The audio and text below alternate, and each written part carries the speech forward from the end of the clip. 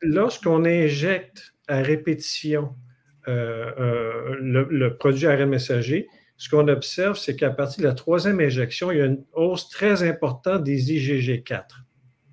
Et ça, c'est une immunoglobuline qui, en fait, qui donne les instructions au corps de tolérer ce pourquoi on a été immunisé. Donc, ce que ça envoie comme signal, c'est que si, supposons, vous recevez votre troisième ou quatrième ou cinquième dose de vaccin COVID-19, eh bien, votre corps va développer une tolérance au virus plutôt que de le combattre. Donc, ça va dire à votre corps, ben, regarde, tolère ce virus-là, là, on t'a programmé pour ça, alors tolère-le. Et donc, ça pourrait expliquer, en fait, pourquoi les gens, ils peuvent être réinfectés et développer même des maladies même peut-être plus graves à cause de ça. Pour revenir à ta question, André, j'aimerais ça que tu montres à l'écran le document que je t'ai partagé tout à l'heure. On s'excuse à l'avance parce que le texte est quand même petit, mais je vous invite à prendre des saisies d'écran pour pouvoir le lire dans son entier à tête reposée. Je vais essayer de vous le résumer brièvement. En fait, ce que les personnes vaccinées, ils mourraient plus ou moins en 2023. Donc, je vous partage ici un document que m'a envoyé le ministère de la Santé et des Services sociaux suite à une demande d'accès à l'information que j'ai déposée au mois d'octobre. Donc, ils m'ont répondu au mois de novembre. Et c'est le document qu'ils m'ont remis. J'avais demandé le statut vaccinal des personnes décédées de toute cause. Mais bon, ils m'ont envoyé ce tableau-là.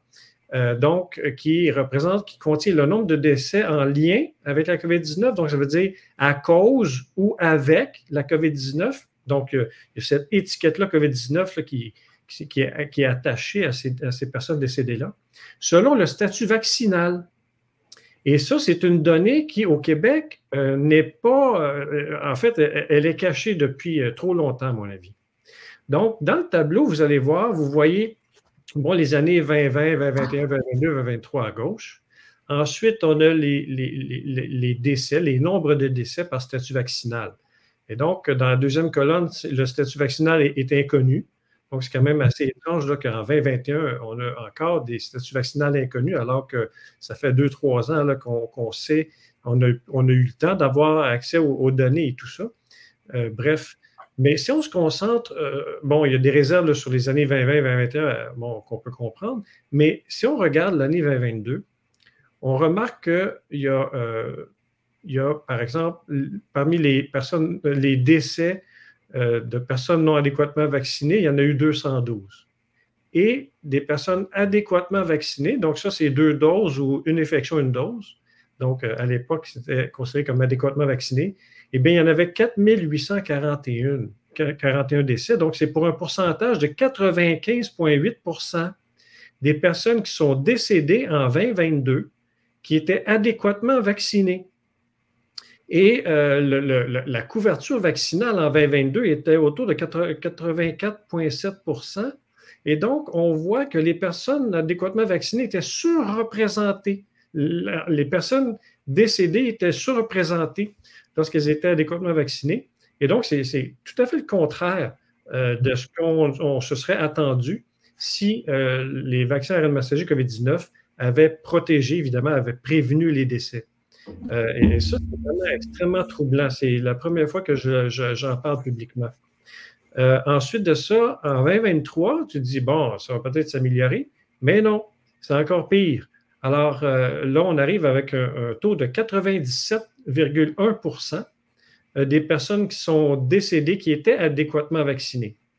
Alors, et là, encore une fois, c'était supérieur au nombre de personnes vaccinées dans la population. Donc, François Legault, qui nous disait toujours de comparer les proportions, de ne pas regarder les chiffres absolus, de comparer les proportions, que si on avait des gens parmi, par exemple, des personnes qui étaient hospitalisées ou qui étaient décédées, s'ils étaient en plus grande proportion que la proportion de la population vaccinée, eh bien là, ça pouvait nous informer. Alors, ce que ça nous informe, ces données-là, c'est qu'avec les données qu'on a ici, là, les seules données, il y a peut-être d'autres données qui peuvent peut-être changer l'interprétation qu'on peut en tirer, mais ce que ça montre, c'est qu'il y a une plus grande proportion de personnes adéquatement vaccinées qui décèdent par rapport au nombre de personnes adéquatement vaccinées dans la population.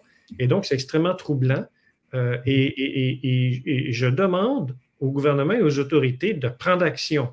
Il faut qu'ils soient transparents sur ces données-là, non pas les fournir seulement sur une demande d'accès à l'information. Ça, ce document-là, il est sur le site web du gouvernement, du M3S, là, quand ils répondent aux demandes d'accès à l'information. Donc, c'est une demande au mois de novembre. Je ne me souviens plus exactement de la date et les chiffres, là, mais si vous y allez, vous allez quand même le retrouver assez facilement. Mais encore une fois, je vous invite à prendre une saisie d'écran et on va essayer peut-être de mettre un hyperlien là, sous la vidéo.